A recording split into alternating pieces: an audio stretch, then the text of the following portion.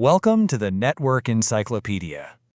We've all been there, right? You're settled in, watching a show, and boom, this happens. That dreaded spinning circle, the buffering icon. It's pretty much the universal symbol for frustration. But here's the twist. What if I told you that the very same technology that stops this from happening constantly is also the reason your video quality sometimes drops out of nowhere? Well, by the end of this quick guide, you're going to understand exactly why that quality shift happens, how it all works under the hood, and why it's actually a super smart solution to a really tricky problem. All right, let's get into it. So this guide is for you if you're a student, maybe a network admin, or honestly, anyone who's just curious about the magic that happens when you hit that play button. You are definitely in the right place. You know that thing where the picture goes from crystal clear HD to kinda blurry for a second? That's not a bug. It's a feature. Seriously. It's your video player making a split-second choice to lower the quality just a tiny bit so the whole thing doesn't freeze up on you. And this entire dance is managed by one really elegant piece of tech. And that technology is dynamic adaptive streaming over HTTP. Yeah, it's a mouthful, so everyone just calls it Dash. And let me tell you, it's the unsung hero behind pretty much every single streaming service you use.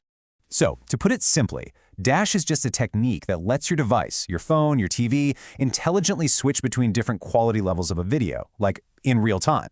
Its one and only job is to give you the smoothest possible experience by constantly checking and adapting to your internet connection. Okay, and here's the real kicker, the key to why Dash is so successful. Unlike other protocols that are owned by a single company, like Apple or Microsoft, Dash is a totally open international standard. That means anyone can use it, build on it, and improve it, and that is why it's taken over the streaming world.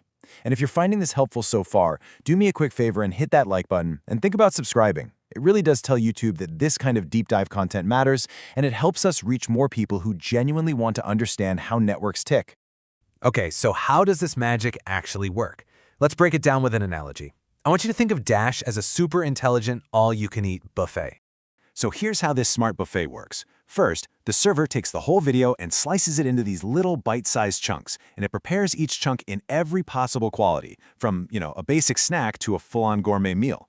Next, it creates a menu, which is really just a file called a manifest, that lists every single one of these options. Then, your device, that's you, the client, it takes a quick look at your internet connection to see how big its plate is at that exact moment. And finally, it grabs the best quality chunk it knows it can handle right now, then the next one, and the one after that, creating a perfectly seamless stream without ever making you wait for the kitchen. And that right there is the most important thing to remember about Dash. Your device is the one in charge. Your phone, your laptop, your smart TV, it's making all the calls. This is a complete game changer from the old days where a server would just blast a single stream at you and basically hope for the best. So yeah, this client-driven approach, plus the fact that it's an open standard, is exactly why Dash pretty much runs the world of streaming today. Let's quickly run through the key benefits that make it so darn powerful.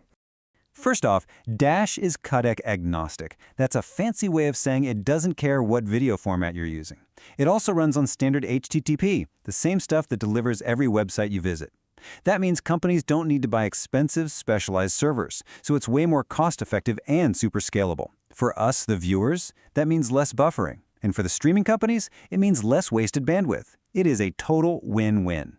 And when you put Dash up against its main competitors, you can really see why it won. I mean, Apple's HLS is great, but it's built for the Apple ecosystem. Microsoft's smooth streaming, well, that's pretty much legacy tech at this point.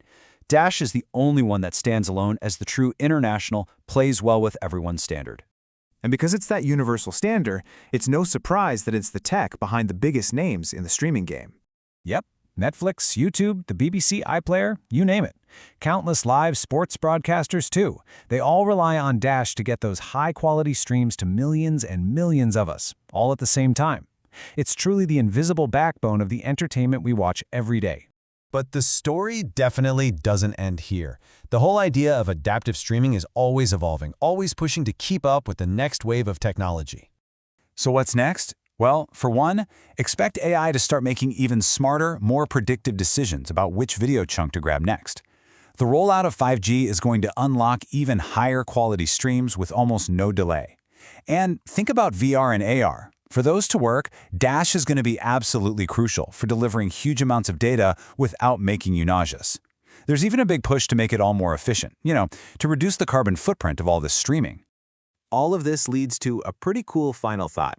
I mean, we've gone from painfully slow, buffering videos on dial-up to flawless 4K streaming in our pockets. So, as our networks and these protocols like Dash get even smarter, what kind of completely new media experience are they going to unlock for us next?